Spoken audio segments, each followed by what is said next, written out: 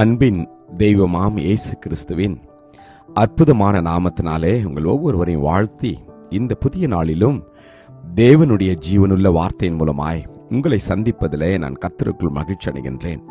1 பேதுரு 5:10 கிறிஸ்து இயேசுவுக்குள் நம்மை தமது நித்திய மகிமைக்கு அழைத்தவராயிருக்கிற சகல கிருபையும் பொருந்திய தேவன் தாமே கொஞ்ச காலம் பாடு அனுபவிக்கிற உங்களை சீர்படுத்தி ஸ்திரப்படுத்தி பலப்படுத்தி நிலைநிறுத்துவாராக. 1 Peter chapter 5 verse 10.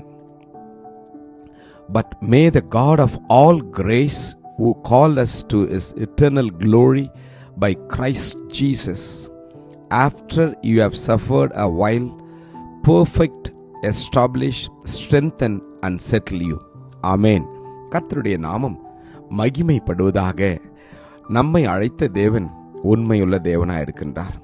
நம்மை அழைத்த தேவன் பரிசுத்த தேவனாயிருக்கின்றார். நம்மை அழைத்த தேவன் நம்முடைய நல்ல மேய்ப்பனாக இருக்கின்றார். அவர் இந்த நாளிலே நம்மை சீர்படுத்தும்படியாய் விரும்புகின்றார்.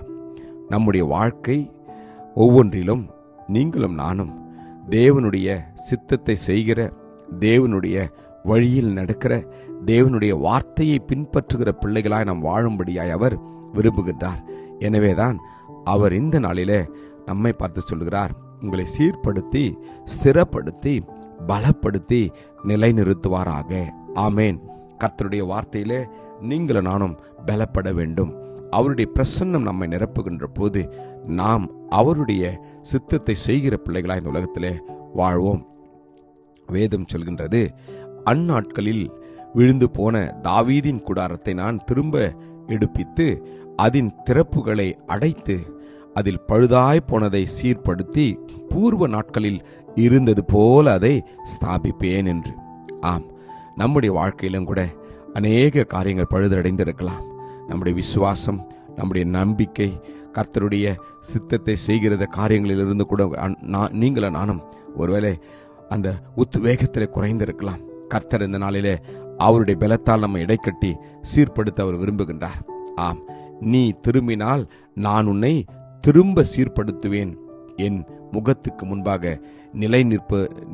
நிலைப்படுத்துவேன் என்று கர்த்தர் சொல்லுகிறார். இந்த நாளிலே நம்மை அர்ப்பணிப்போமா? கர்த்தர் நம்மை சீர்படுத்துவது மாத்திரமல்ல, நம்மை ஸ்திரப்படுத்துவார். கர்த்தருக்கு காத்திரு, அவர் உன் இருதயத்தை ஸ்திரப்படுத்துவார்.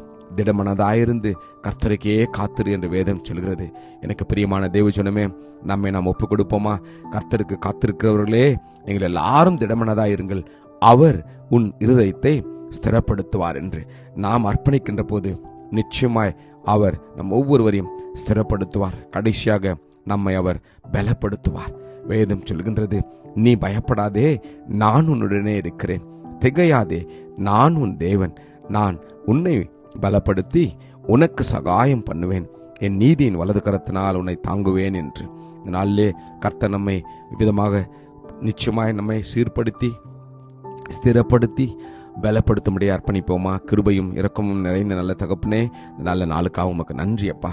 ஆம் ஆண்டவரே, எங்களை ஸ்திரப்படுத்தும், ஸ்திரப்படுத்தும், பலப்படுத்தும். உம்முடைய வல்லமையினால் எங்களை நிரப்பும், ஆசீர்வதியும். இயேசு கிறிஸ்துவின் வல்லமையுள்ள நாமத்திலே ஜெபிக்கிறேன், ஜீவனுள்ள நல்ல தகப்பனே. ஆமேன். God bless you. Jesus loves you. Amen.